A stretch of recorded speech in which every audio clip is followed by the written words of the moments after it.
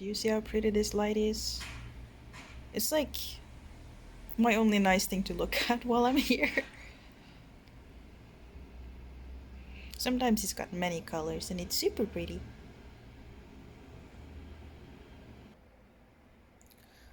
It's Thursday. This is the day where I get to go to the test center, which is kind of cool because I haven't been outside in 12 days. They open at 9. It's currently like 7? It's like 6:45. So there's no point in me going just yet. I'm gonna go basically so I'll be there when they open. And it's gonna take a little under an hour to go there. It says, like Naver Maps says that it's gonna take 50 minutes or so. So there's no point of me getting up yet. I mean, they're open until, I don't know, 6 p.m., so I still have like a lot of time, but still. I just want to get it over with, but I of course I can't sleep because I'm nervous about going outside. So now I'm just trying to like get a little bit of rest before I go out into the world again. So it's 7:05 now. Sorry, it's really noisy outside. The window's open. It's 7:05. I wasn't planning on getting up just yet because it's still 2 hours until the test center opens. But I got kind of bored, so I'm just gonna get up and just very slowly get ready. And by get ready, I mean just hang out, I guess. I'm gonna put on like just a little bit of makeup, mostly just on the top, because I'm gonna be wearing a mask all the time anyways. Not really because I have to, since again I'm wearing a mask and I'm not meeting anyone, but because I want to. I'm going outside. I want to feel like I'm going outside. And also because I don't have sunscreen, so it's the closest thing I have to sun protection. I know it's not like perfect to use the sun protection in makeup, but it's gotta be better than nothing. Also, I don't think I'm gonna eat. I had like something to eat around 3 or 4 because I couldn't sleep, so I just got up and had like just something simple to eat. I am hungry, sort of, but I don't think I'm gonna eat now. I'm probably gonna save that until I eat later.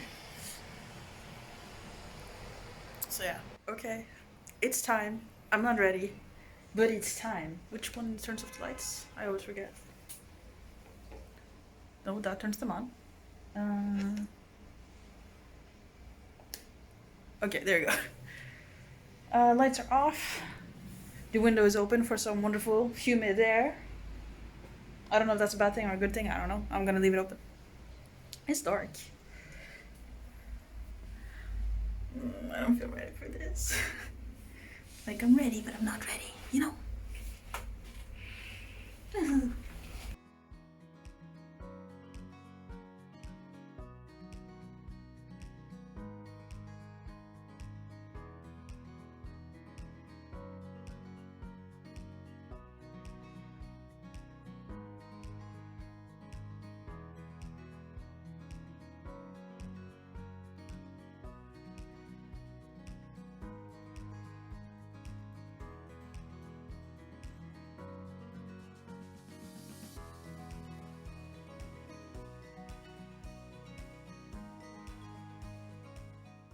Oh, I made it back. I'm so sweaty. I'm so tired. Oh my god.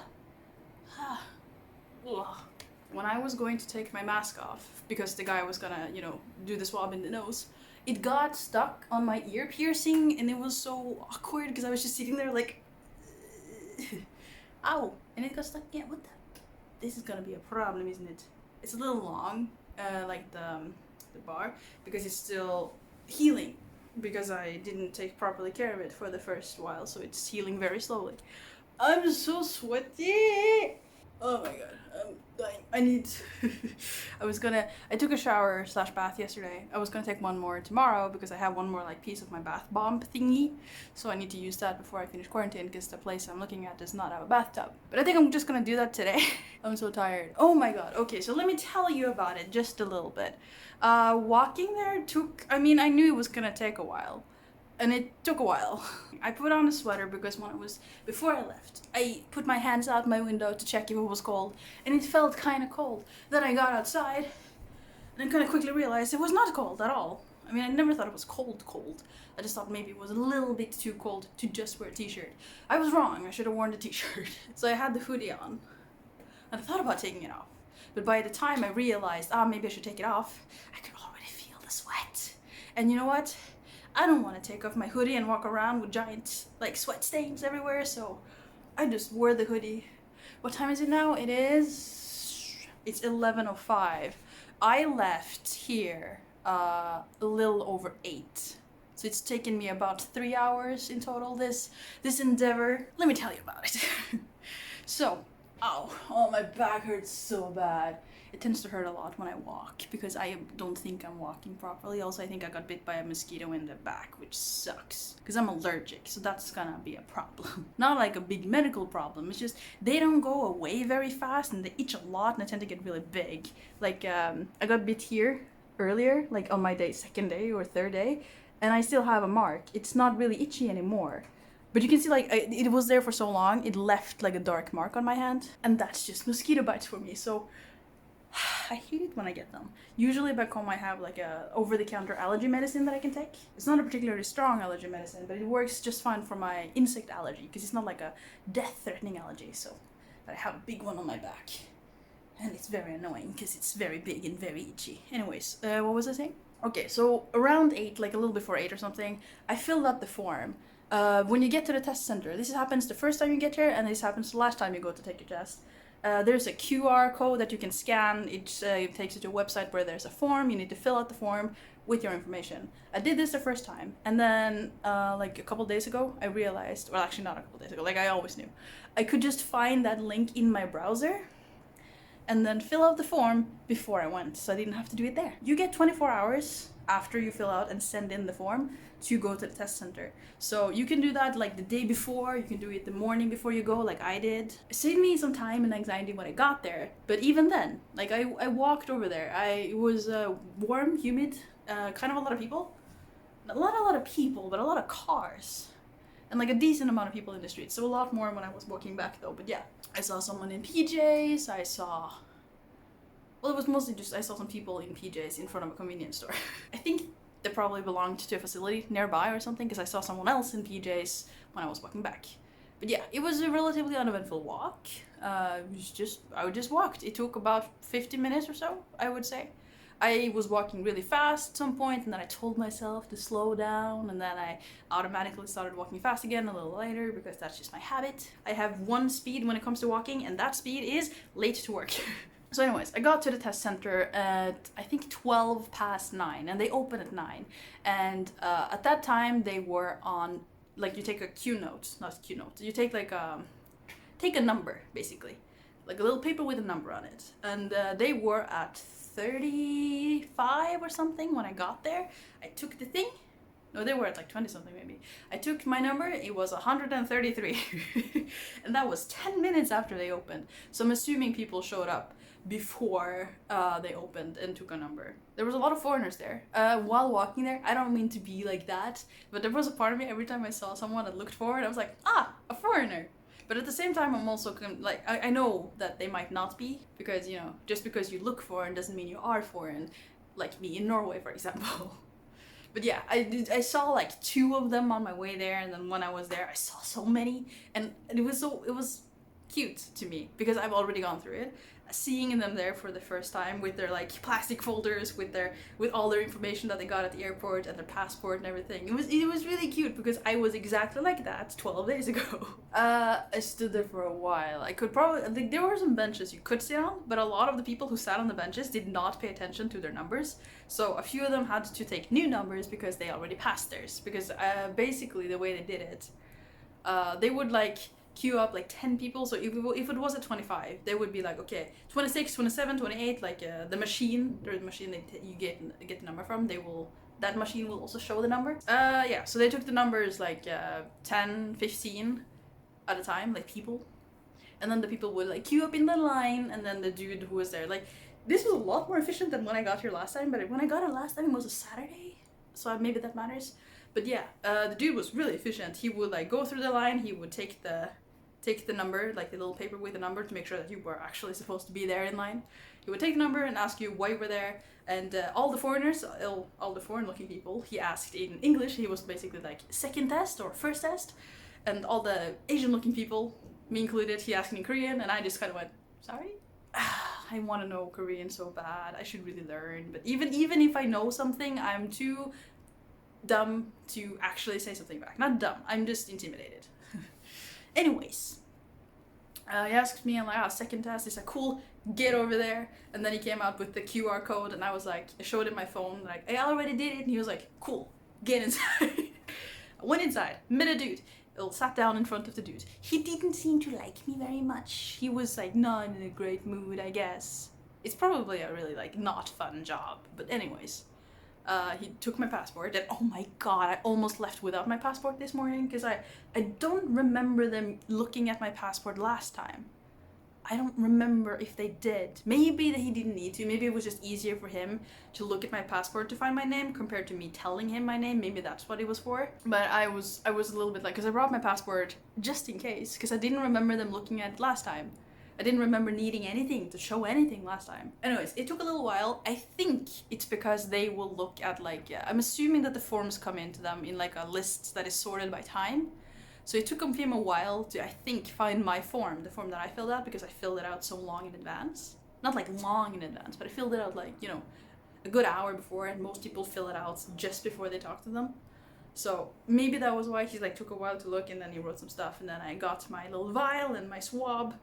I sat in a chair, and then we just had like a game of chairs while in line. Basically the chairs were numbered, so 1, 2, 3, 4, 5, 6, 7, etc. And whenever someone went into the next room, the person on seat number 2 would move to seat number 1, so we would like switch chairs. So yeah, after you fill out the form and you talk to the people and they give you the vial and the swab, you go sit in the chair, and then you just keep moving chairs until it's your turn. There was a lady there. She wasn't there the first time I was there, but she was there now. She took my vial. It was probably for efficiency's sake, because whenever a person inside the first room, whenever that person left, she would get up. She would put my vial into like the secure chamber thingy. It's hard to explain. You'll see it when you get there if you're there.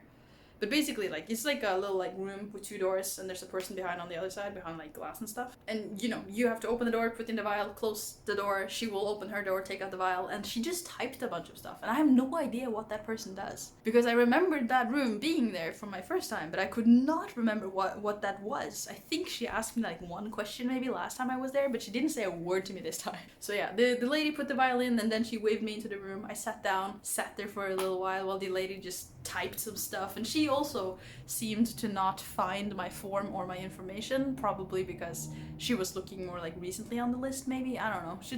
She looked for a while, and then she found it, so that was fine. And then like we didn't say a word. She just kind of waved at the door, so she basically told me like, you can take the vial back now. Took the vial, and then I went out of that room, and the lady was like, yeah.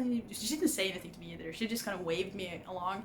But I knew where I was going because I was there last time. So you walk, you know, out and around the corner to the room where there are people, and there was a man this time. So I walked into the room, and he said something in Korean, and but I kind of knew the instructions, and I could I didn't understand the instructions, but I heard the word mask.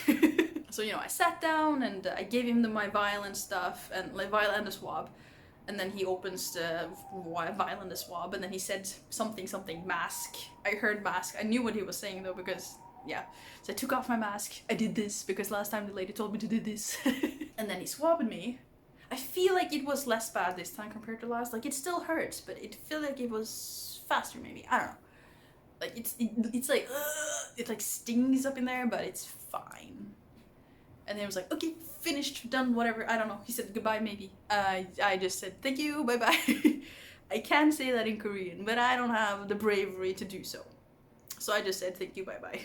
And yeah, as I mentioned, when I was taking off my mask, it got stuck in the here. I think I need to change it, but I don't really want to because it's not healed yet, but it's a little long, so it keeps getting stuck on stuff. Anyways, left the room, walked out, just walked home.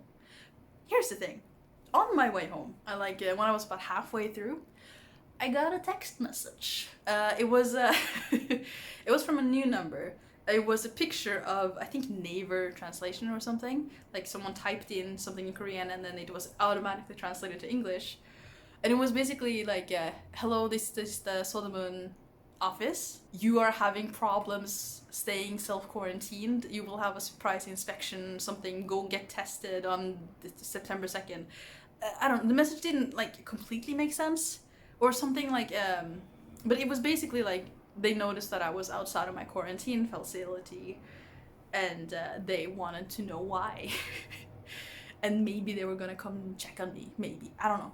So I panicked for a second because I was told as soon as yesterday to go today to get tested, and then also this morning when I did my daily check-in with my temperature and stuff, I also wrote that I will go to the health center today. But I don't know, this was a new number compared to last time someone texted me from the center, so maybe he didn't get to see that, he or she. But yeah, I just texted back like I walked, specifically walked, because I think in the message he said that you have to either walk or bicycle or take a designated taxi, you cannot take public transport. But I texted back, I walked to the health center this morning or today. I am walking back to my quarantine room, well, but walking back to my quarantine now. I just sent that message back. And then I got back okay, like the shortened version, like the text version of okay in Korean, which I thought was kind of cute because it was just cute, okay? Because it's slang, so it's not really what you expect to get from like your health officer department person. And then I got another message from translation. This one was really sweet though. It was like it was basically you have to go straight back to your quarantine facility. You are not allowed to stop at any cafes, restaurants, or convenience stores. Oh, I should find it. Can I do that while I'm filming? Okay, so he basically said thank you for, like, he finished with thank you for your hard work. Please wrap it up nicely, and I hope you have a healthy and happy life in Korea after you finish. And I was like, that is so sweet. Thank you so much. Like, it's just, I don't know, the like, you know, thank you for your hard work part. I know, like, thank you for your hard work is sort of like a standard phrase in Korea, so maybe I shouldn't read too much into that, but it was so sweet, I think, like the sentiment behind it. And also the fact that it's like, I hope you have like a happy and like healthy life when you are released and live in Korea after this. I don't know, it's just really nice. Oh, he didn't even say that. It just seems like a friendly person, he or she. I don't know why I just assume they're all he's. Actually, I know why, because most of the people I've met have been he's. So yeah, that was my experience going outside and getting my second test. Oh, my back hurts so much that I need rest. I haven't slept, I haven't eaten, I'm starving, and I don't really have any food. So I'm gonna have to order delivery again, even though that stresses me like the hell out. I actually met, okay, so I don't know why I'm a dumbass, but I cannot open the door downstairs.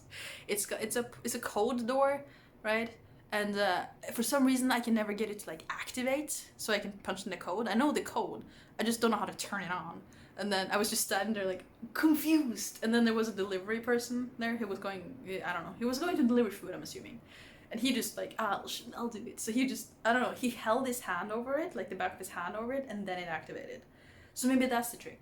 Because I just kind of went like, well, you turn on so I can punch in the code.